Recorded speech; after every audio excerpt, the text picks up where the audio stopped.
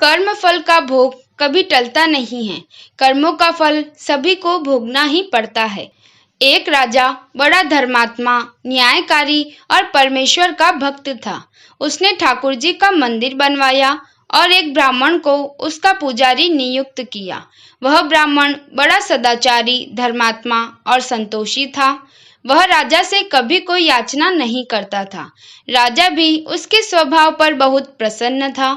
उसे राजा के मंदिर में पूजा करते हुए 20 वर्ष गुजर गए। उसने कभी भी राजा से किसी प्रकार का कोई प्रश्न नहीं किया। राजा के यहाँ एक लड़का पैदा हुआ। राजा ने उसे पढ़ा लिखा कर विद्वान बनाया और बड़ा होने पर उसकी शादी एक सुंदर राजकन्या के साथ करा दी। शादी करके जिस दिन राजकन्या को अपने महल में लाए, उस रात राजकुमारी को नींद नहीं आई।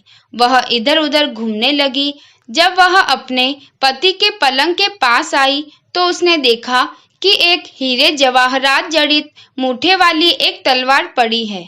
जब उस राजकन्या ने देखने के लिए वह तलवार म्यान में से बाहर निकाली, तब तेज धार वाली और बिजली के समान प्रकाश वाली तलवार देखकर वह डर गई और डर के मारे उसके हाथ से तलवार गिर पड़ी और राजकुमार की गर्दन पर जा लगी। राजकुमार का सिर कट गया और वह मर गया।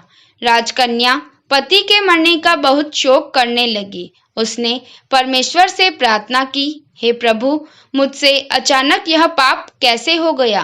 पति की मृत्यु मेरे ही हाथों हो गई। आप तो जानते ही हैं, परंतु सभा में मैं सत्य नहीं कहूंगी, क्योंकि इससे मेरे माता पिता और सास ससुर को कलंक लगेगा तथा इस बात पर कोई विश्वास भी न करेगा। प्रातः काल में जब पुजारी कुएं पर स्नान करने आया तो राजकन्या ने उसको देखकर विलाप करना शुरू किया और इस प्रकार कहने लगी, मेरे पति को कोई मार गया। लोग इकट्ठे हो गए और राजा आकर पूछने लगे, किसने मारा है? वह कहने लगी, मैं जानती तो नहीं कि कौन था, परंतु उसे ठाकुर जी के मंदिर में जाते देखा था। राजा समेत सब लोग ठाकुर जी के मंदिर में आए तो ब्राह्मण को पूजा करते हुए देखा। उन्होंने ब्राह्मण को पकड़ लिया और पूछा, तूने राजकुमार को क्यों मारा? ब्राह्मण ने कहा, मैंने राजकुमार को नहीं मारा। मैंने तो उनका राजमहल भी नहीं देखा है। इसमें ईश्वर साक्षी है। बिना देखे किसी पर अपराध का दोष लगाना ठीक नहीं है। ब्राह्मण की तो कोई बात ही नहीं सुनता था। कोई कुछ कहता था तो कोई कुछ। राजा के दिल में बार बार विचार आता था कि यह ब्राह्मण निर्दोष है, परंतु बहुतों के कहने पर राजा ने ब्राह्मण से कहा, मैं तुम्हें प्राण दंड तो नहीं देता, लेकिन जिस हाथ से तुमने मेरे पुत्र को तलवार से मारा है, तुम्हारा वह हाथ काटने का आदेश देता हूँ। ऐसा कहकर राजा ने उसका हाथ कटवा दिया। इस पर ब्राह्मण बड़ा दुखी हुआ और राजा को अधर्मी जान उस देश को छोड़कर विदेश में चला गया। वहां वह खोज करने लगा कि कोई विद्वान ज्योतिषी मिले तो उससे बिना किसी अपराध हाथ कटने का कारण पूछूं। किसी ने उसे बताया कि काशी में एक विद्वान ज्योतिषी रहते हैं। तब वह उनके घर पर पहुंचा। ज्योतिषी कहीं बाहर गए थे। उसने उनकी धर्म पत्नी से पूछा, माताजी, आपके पति ज्योतिषी जी महाराज कहाँ गए हैं? तब उस स्त्री ने अपने मुख से अयोग्य, असहनीय दुर्वचन कहे, जिनको सुनकर वह ब्राह्मण हैरान हुआ और मन ही मन कहने लगा, मैं तो अपना हाथ कटने का कारण पूछने आया था, परंतु अब इनका ही हाल पहले पूछूंगा। इतने में ज्योतिषी आ गए। घर में प्रवेश करते ही ब्राह्मण ने अनेक दुर्वचन कहकर उनका तिरस्कार किया, परंतु ज्योतिषी जी चुप रहे और अपनी स्त्री को कुछ भी नहीं कहा। तदनंतर वे अपनी गद्दी पर आ बैठे। ब्राह्मण को देखकर ज्योतिषी ने उनसे कहा, कहिए ब्राह्मण देवता, कैसे आना हुआ? आया तो था अपने बारे में पूछने के लिए, परंतु पहले आप अपना हाल बताइए कि आपकी पत्नी अपनी जुबान से आपका इतना तिरस्कार क्यों करती है, जो किसी से भी नहीं सहा जाता और आप सहन कर लेते हैं। इसका क्या कारण है? ज्योतिषी बोला, यह मेरी स्त्री नहीं, मेरा कर्म है। दुनिया में जिसको भी देखते हो अर्थात भाई, पुत्र, शिष्य, पिता, गुरु, संबंधी, जो कुछ भी है सब अपना कर्म ही है। यह स्त्री नहीं, मेरा किया हुआ कर्म ही है और यह भोगे बिना कटेगा नहीं। अपना किया हुआ जो भी कुछ शुभ अशुभ कर्म है वह अवश्य ही भोगना पड़ता है। बिना भोगे तो सैकड़ों करोड़ों कल्पों के गुजरने पर भी कर्म नहीं टल सकता।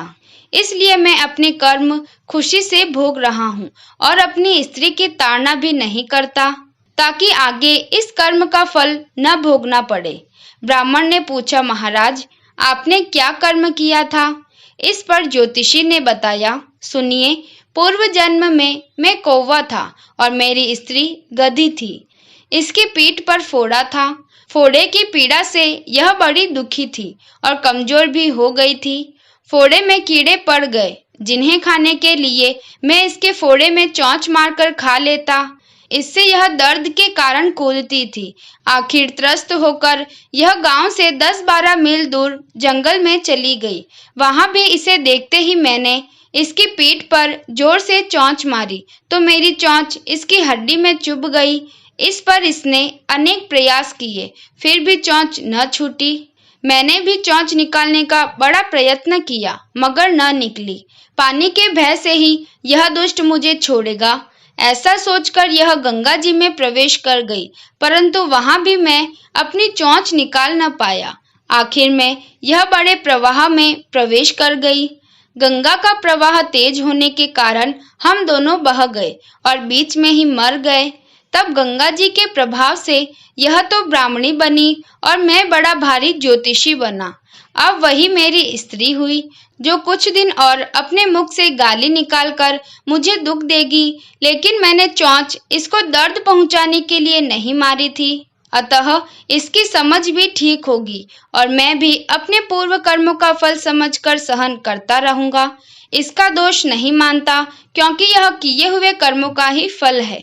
इसलिए मैं शांत रहता हूँ और प्रतीक्षा में हूँ कि कभी तो इसका स्वभाव अच्छा होगा। अब अपना प्रश्न पूछो। ब्राह्मण ने अपना सारा वृतांत सुनाया और पूछा, अधर्मी पापी राजा ने मुझ निरपराध का हाथ क्यों कटवाया? ज्योतिषी बोला, राजा ने आपका हाथ नहीं कटवाया, आपके कर्म ने ही आपका हाथ कटवाया है। पूर्व जन्म में आप एक तपस्वी थे और राजकन्या गाय थी तथा राजकुमार कसाई था। वह कसाई जब गाय को मारने लगा तब गाय बेचारी जान बचाकर आपके सामने से जंगल में भाग गई। पीछे से कसाई आया और आपसे पूछा, इधर कोई गाय तो नहीं गई है? आपने जिस तरफ गाय गई थी उस तरफ आपने हाथ से इशारा किया तो उस कसाई ने जाकर गाय को मार डाला। इतने में जंगल से शेर आया और गाय एवं कसाई दोनों को खा गया। कसाई को राजकुमार और गाय को राजकन्या का जन्म मिला एवं पूर्व जन्म के किए हुए उस कर्म ने एक रात के लिए उन दोनों को इकट्ठा किया। क्योंकि कसाई ने गाय को हंसिए से मारा था, इसी कारण राजकन्या के हाथों अनायास ही तलवार गिरने से राजकुमार का सिर कट गया और वह मर गया। इस तरह अपना फल देकर कर्म निवृत्त हो गया। तुमने जो हाथ का इशारा रूप कर्म किया था उस पाप कर्म ने तुम्हारा हाथ कटवा दिया है।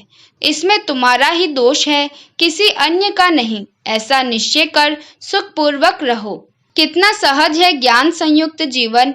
यदि हम इस कर्म सिद्धांत को मान ले और जान ले तो पूर्वकृत घोर से घोर कर्म का फल भोगते हुए भी हम दुखी नहीं होंगे, बल्कि अपने चित्त की समता बनाए रखने में सफल होंगे।